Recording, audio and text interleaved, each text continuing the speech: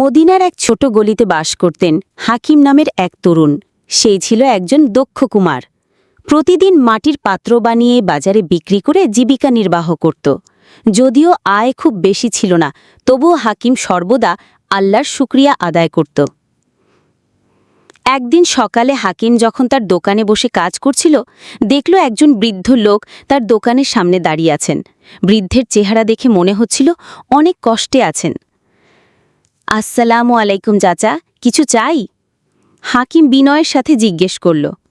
বৃদ্ধ লোকটি বললেন, ওয়ালাইকুম আসসালাম বেটা, আমার একটি পানির পাত্র দরকার। কিন্তু তিনি থেমে গেলেন।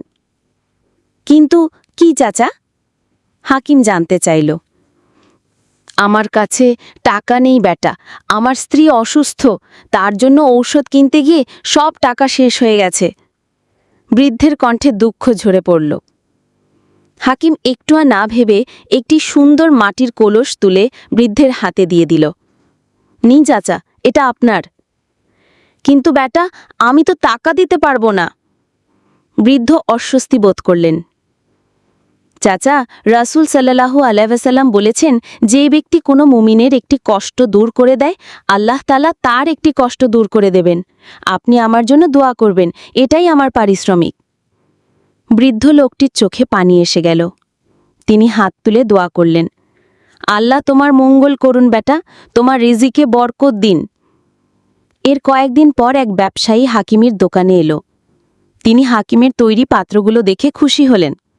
তুমি খুব সুন্দর কাজ করো, আমি একটি বড় অর্ডার দিতে চাই, আমার পুরো দোকানের জন্য মাটির পাত্র লাগবে। হাকিম অবাক হয়ে গেল। এত বড় অর্ডার সে আগে কখনো পায়নি। ব্যবসায়ী আগাম টাকাও দিলেন। এভাবে হাকিমের ব্যবসা দিন দিন বেড়ে চলল।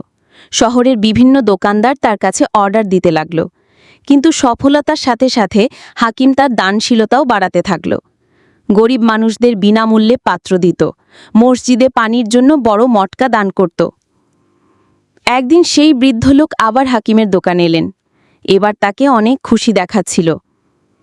চাচা, কেমন আছেন? আপনার স্ত্রী কেমন? হাকিম জিজ্ঞেস করল। আল্লাহর রহমতে সুস্থ হয়ে গেছে বেটা, আর তোমার দুয়ার বরকতে আমার ছেলে শহর থেকে চাকরি নিয়ে ফিরে এসেছে, এখন আমাদের অভাব নেই। বৃদ্ধ খুশি মনে বললেন, আলহামদুলিল্লাহ। হাকিম আনন্দিত হল। বৃদ্ধ লোকটি তার পকেট থেকে কিছু টাকা বের করে বললেন, বেটা, সেদিনের কলসির দাম? না চাচা, আপনার দোয়াই আমার জন্য যথেষ্ট ছিল, আল্লাহ আমাকে অনেক দিয়েছেন। হাকিম হাত নেড়ে টাকা নিতে অস্বীকার করল। সেদিন সন্ধ্যার পর নামাজের পর হাকিম ভাবল, আল্লাহ সত্যিই তার ওয়াদা রক্ষা করেছেন। একটি ছোট দয়ার কাজের বিনিময়ে তিনি কত বড় রহমত দান করেছেন। হাকিম মনে মনে আল্লাহর শুকরিয়া আদায় করল এবং প্রতিজ্ঞা করল যে যতদিন বেঁচে থাকবে ততদিন মানুষের সেবায় নিজেকে নিয়োজিত রাখবে। কারণ সে জানত দানের হাত কখনো খালি থাকে না, আর আল্লাহর রহমত সীমাহীন।